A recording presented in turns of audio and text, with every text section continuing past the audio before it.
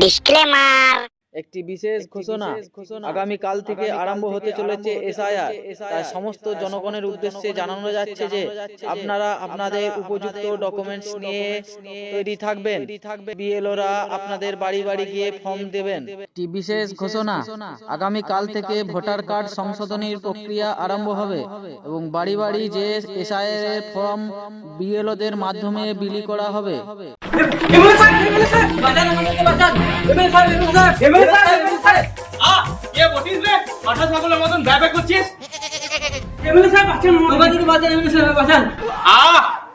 কি হলোটা কি বলতে হবে তো? আমরা যদি বাংলাদেশে ভালোই ভালোই না যায় আমাদের জানলে বাসাবে বলেছে। তোরা তো উতলা হয়ে পড়ছিস কেন? উতলা করে বলছে বাংলাদেশে জমি জায়গা বাড়ি সব বিক্রি করে এখানে এলাম, এখন যদি এখান নিয়ে তার যায় তখন আমরা কোথায় যাবো?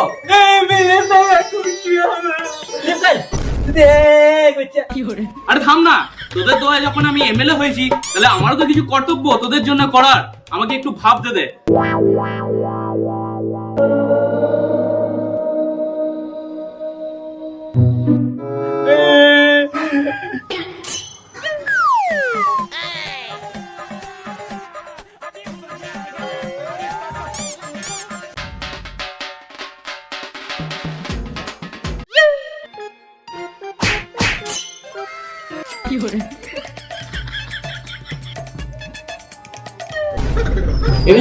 ভাবলেন অফিসাররা তো বলছে কাগজ দেখাতেই হবে। শোন, তোরা কোনো কাগজ দেখাবি না। কাগজ না দেখালে তো আরো সমস্যা। তোরা দেখিস নাই নাকি সেলিব্রিটিরা একদিন রাস্তায় নেমেছিল কাগজ দেখাবো নাই বলে? তাহলে কি ওদেরও কাগজ নাই? ওরাও কি বাংলাদেশ থেকে আমাদের মতো বাংলায় ভেসে এসছে? কিছু জন আর আছে হয়তো। তাছাড়া আমরা যা বলবো তাই করতে হবে, না হলে অভিনয় করার প্ল্যাটফর্ম পাবে কোথায়? আর চারটে তো ওদের হবেই। তা ঠিকই বলেছেন, চারটা স্বাদই আলাদা। পরের বাপকে বাপ বলতে দ্বিধা নেই। নে এটা রাখ, সবাই ভাগাভাগি করে নিবি। আর রাস্তায় নামে বলবি আমরা এসআইআর মানছি না, মানবো না। ঠিক আছে এমএলএ স্যার। সালা, এদের জন্য আমার পেচ্ছাপটা পরীক্ষা করাতে দেরি হয়ে গেল। পেচ্ছাপটা গেল কোথায়? এগুলো বসে কি জুস খায় বলতো? জুসটা একটু ঝাঁঝালো বটে, কিন্তু খাবার পর শরীরে একটা কেমন এনার্জি চলে এলো। হ্যাঁ হ্যাঁ সাকিব। বাবা, ও বাবা, বাবা বল, এদিকে আসো। কি হলো, এত চিল্লাচ্ছিস কেন? তুমি আজকেই সব জায়গা জমি আমার নামে লিখে দাও। কেন বাবা, তুই হঠাৎ এরকম কথা বলছিস? তোর মাথা খারাপ হয়ে গেছে নাকি? হ্যাঁ, আমার মাথা খারাপ হয়ে গেছে, আর তুমি শুনলে তোমারও মাথা খারাপ হয়ে যাবে। আরে কি হয়েছে সেটা বলবি তো? বাবা, তুমি আমার নামে সব জমি জায়গা লিখবে কি লিখবে না? না, লিখবো না। তা লিখবে কেন? তোমার 10 কাঠা জমি একজনকে দিবে কেন? 5 জনের নামে লিখতে হবে। কি বলছিস রে খোকা? আমি তো কিছুই বুঝতে পারছি না। তুই তো আমাদের একমাত্র সন্তান, তো 5টা ভাগের কথা আসছে কি করে এখানে? তুমি কি ভাবছো আমি একমাত্র সন্তান? তোমার আগে বাবা 4টা বিয়ে করেছে, তার মানে তুমি 5 নাম্বার বউ। সেটা কি বলছিস রে খোকা? এটা শোনার আগে আমার কেন মরণ হলো না? কি ভুলভাল বলছিস তুই? আর তুমিও শুধু শুধু আমাকে ভুল বুঝছো। ভুল বুঝছি? হ্যাঁ ভুল বুঝছি, তাই বলি বছরে 6 মাস ঘরে থাকা, 6 মাস কেন বাইরে থাকো? হাতটা হবে না, লাঠি করে মেরে মাথা ফাটিয়ে দাও। ও মা গো, ও বাবা গো, ছেড়ে দাও ওকে, আমাকে ছেড়ে দাও গো। আমি তো বলে মেরে দাও, ছেড়ে দাও আমাকে, ছেড়ে দাও, ছেড়ে দাও ওকে, ছেড়ে দাও। ছেড়ে দেবো? তোকে নুড়াই করে মাথা ফাটিয়ে দেবো। আমার মাথা ফাটাব লাগো। তুই আমার একমাত্র সন্তান আর তুমি আমার একমাত্র বউ। মা তুমি পারবে না, আমাকে লাঠিটা দাও, মেরে আজকে মাথা ফাটিয়ে দেবো। আমাকে ভুল বুঝে মারিস না বেটা। তুই যে 5 জনের কথা বলছিস তাদের কারোর ভাড়াটে বাপ আর কারোর ভাড়াটে স্বামী আমি। ভাড়াটে বাপ? ভাড়াটে স্বামী মানে? টাকার বিনিময়ে নকল আধার কার্ড বানিয়ে কারোর ভাড়াটে বাপ কারোর ভাড়াটে স্বামী হই আমি। আচ্ছা, আমি কারো ভাড়াটে বউ বা ভাড়াটে মা হতে পারবো না? হ্যাঁ, পারবে না কেন? নকল আধার কার্ডে যেই মা সেই শাশুড়ি। বাবা, নকল আধার কার্ডে আমি কারো ভাড়াটে জামাই হতে পারবো না? বাবা, তোমার এখন 18 বছর হয় নাই আর দুধের দাঁতও ভাঙে নাই। কিন্তু বাবা, আমাদের টাকাটাতে গুনতে পারি। তুমি যে কমিশনটা পাবে সেটার থেকে আমাকে ভাগ দিবে না? হ্যাঁ, চল বাবা চল।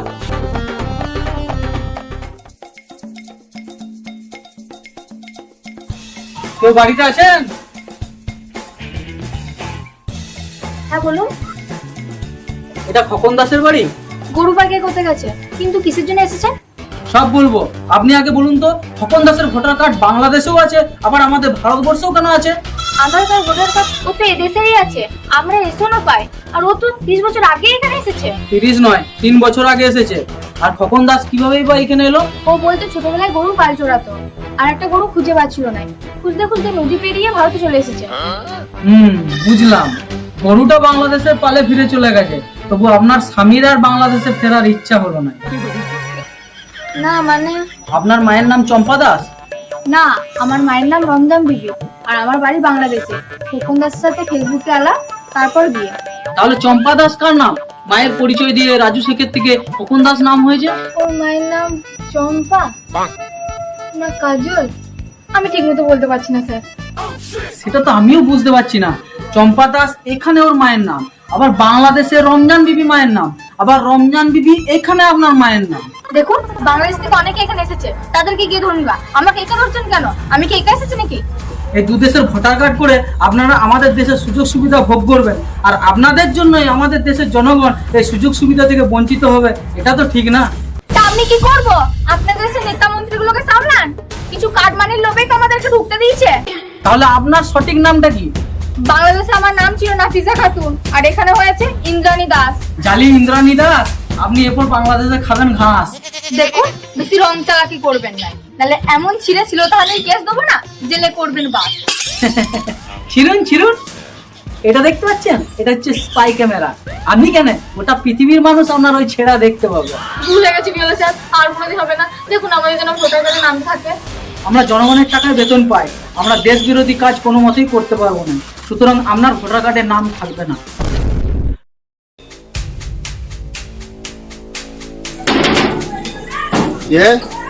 আমি ভোটার কার্ড সংশোধন নিতে এসেছিলাম। আপনাদের বাড়িতে কে কে থাকেন? আমি আর ভূত। আপনি কি আমার সাথে মজা করছেন? উনি কে? বাবা, আমি তো ভূত। আমি আর আমার ছেলে একসাথেই থাকি। আপনারা জানেন ডিটিরত অফিসারকে সঠিক ইনফরমেশন না দেওয়ার জন্য আপনাদের কি হতে পারে? আইন সম্পর্কে আপনাদের ধারণা আছে কিছু? বাবা, কোনো মানুষ যদি জীবিত থাকে তাকে যদি মৃত দেখায় তাহলে সেই আইন আপনাদের কি করবে বলুন? আপনার কথাটা আমি ঠিক বুঝতে পারলাম না। যে মানুষটা আপনার সামনে জলজান্ত দাঁড়িয়ে আছে সেই মানুষটা গত 10 বছর ধরে ভোটার লিস্টে মৃত উল্লেখ করা আছে। তাহলে এতদিন ধরে ঠিক করাননি কেন? নামটা তুলতে পারতেন তো। কি হবে তুলে? আপনি দেশের নাগরিক, আপনার ভোট দেওয়ার অধিকার আছে। কাকে ভোট দেবো বা কিসের জন্যই দেবো? কেউ চোর, কেউ ডাকাত।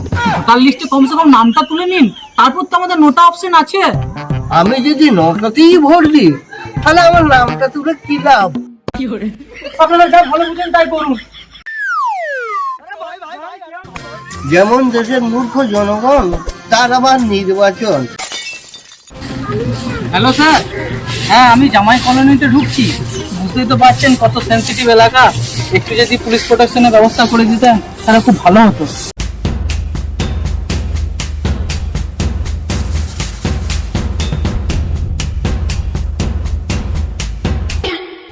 এই ডিওলো আছে তোরা স্লোগান শুরু কর।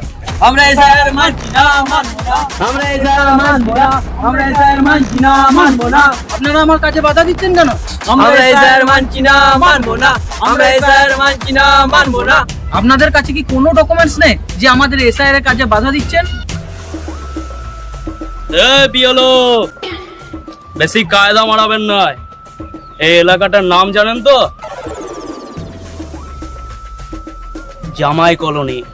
মানে বাংলাদেশ থেকে এসে এখানে জামাই হয়েছে। ফুটুন ফুটুন।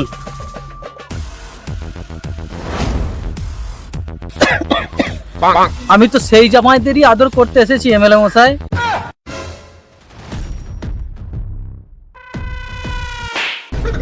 আমার বিড়িটা কেন নিলেন?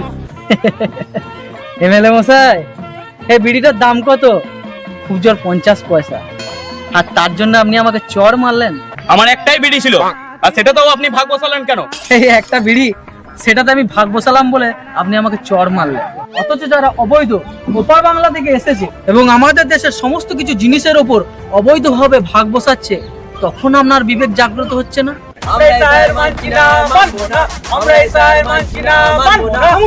একবার ভেবে দেখুন তো, নিজেদের স্বার্থ চরিতার্থ করতে গিয়ে এই বর্তমান প্রজন্মের কি সর্বনাশ করছেন আপনারা। আপনি আমার চোখ খুলে দিয়েছেন বিএলও সাহেব। আমি কথা দিচ্ছি আমি আপনাকে সাহায্য করব এই অবৈধ ভোটারদের খুঁজতে। ধন্যবাদ আপনাকে।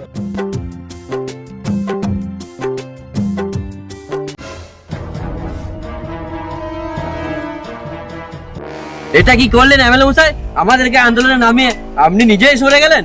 আমার হাতে আর কিছু নেই, এসআইআর হবে আর এই বিএলও সাহেব আমার চোখ খুলে দিয়েছে। বাংলাদেশ যখন ফিরে যেতেই হবে, যে টাকাগুলো দিয়ে ঢুকেছি সে টাকাগুলো আমাদের ফেরত দিন। আমি পারবো না, কারণ আমি 10% নিয়ে 90% উপর মহলে দিয়েছি।